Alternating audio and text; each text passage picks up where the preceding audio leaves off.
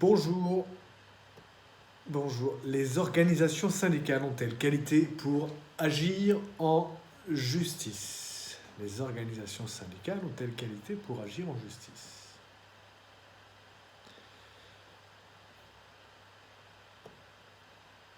Pour répondre à cette question très intéressante, nous allons évoquer de la jurisprudence.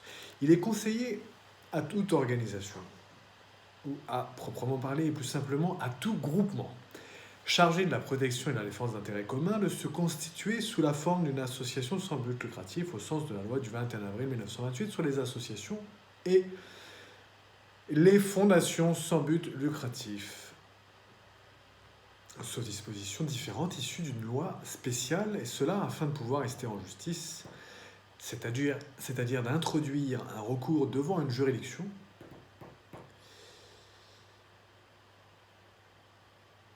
En effet, le conseil, et cela, ça va même au-delà des organisations syndicales, ça va à toutes les organisations en charge d'intérêts communs. En effet, le Conseil d'État décidait le 29 janvier 1980 qu'une organisation syndicale, bien que reconnue par la loi, qui n'aurait pas été constituée sous la forme prévue pour les ASBL, au sens de la loi du 21 avril 1928 sur les ASBL, donc, ne pouvait ester en justice. Le Conseil d'État considérait que le législateur n'ayant pas expressément accordé ce droit dans un texte spécial, les organisations syndicales n'avaient donc pas qualité pour rester en justice, même pour la défense légalement reconnue de leurs adhérents. À l'époque, la loi du 18 mai 1979 portant réforme des délégations du personnel, qui a été notamment abrogée par la loi du 31 juillet 2006 portant introduction du Code du travail, ne conférait pas aux syndicats qualité pour exercer des actions en vue de la protection de leurs adhérents naissant de cette dernière loi. Ne conférerait pas aux syndicats qualité pour exercer des actions en vue de la protection de leurs adhérents naissant de ces dernières lois.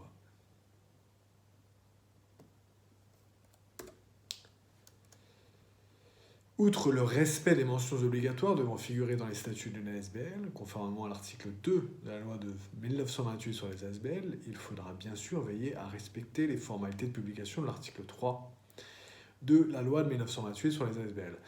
Il est vraiment intéressant de noter qu'on a beau avoir une couverture médiatique, etc., et être reconnu vis-à-vis de l'extérieur, si nous ne sommes pas formés et s'il n'y a pas de loi spéciale qui règle notre groupement spécifique, et donc si nous ne sommes pas formés sous la forme d'une ASBL, puisque c'est la loi générale dans des groupements, disons, il sera très difficile, et il sera donc même impossible d'ester en justice pour cette organisation.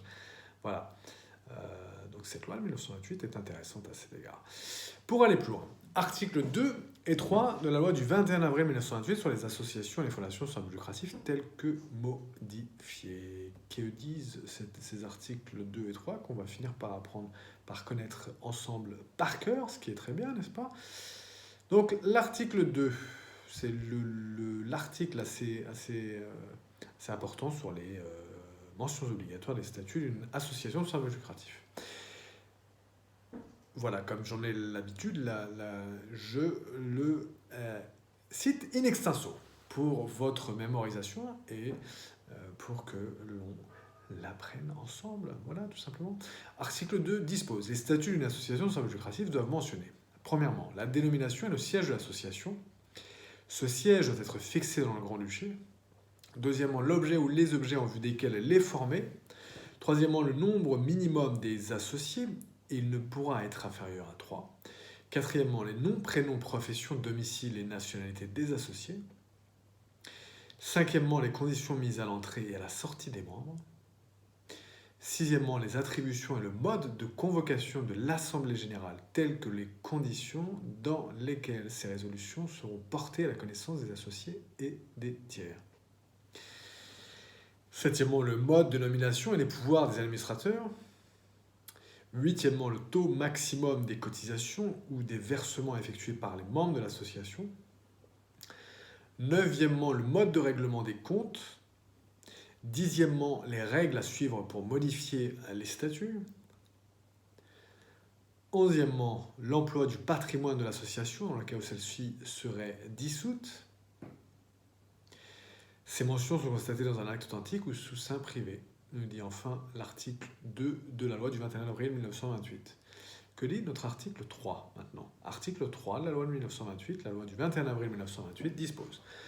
Alinéa 1er. La personnalité civile est acquise à l'association à compter du jour où ses statuts sont publiés au recueil électronique des sociétés et associations, le RESA, conformément aux dispositions du chapitre 5 bis du titre 1er de la loi modifiée du 19 décembre 2002 concernant le registre de commerce et des sociétés, ainsi que la comptabilité et les comptes annuels des entreprises. Le deuxième alinéa de cet article 3 de la loi de 1928 sur les ASBL dispose: l'association est immatriculée au registre de commerce et des sociétés sans que cette immatriculation n'emporte présomption de commercialité de l'association. Article 3, alinéa 3 maintenant, dispose: au moment du dépôt des statuts auprès du registre de commerce et des sociétés, l'indication des noms, prénoms et domicile des administrateurs désignés en conformité des statuts ainsi que l'adresse du siège social est requise. Toute modification doit être signalée au registre de commerce et des sociétés.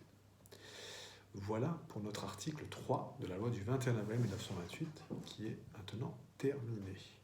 Dans notre petite section pour aller plus loin, nous indiquons aussi l'arrêt du Conseil d'État, la décision du Conseil d'État du 29 janvier 1980, base écrite 24, page 398, et la loi du 18 mai 1979 portant réforme des délégations du personnel qui a été abrogée par la loi du 31 juillet 2006 portant introduction du Code du travail. Voilà, Bertrand Mariot, avocat à la Cour. À très bientôt et excellente fin de journée.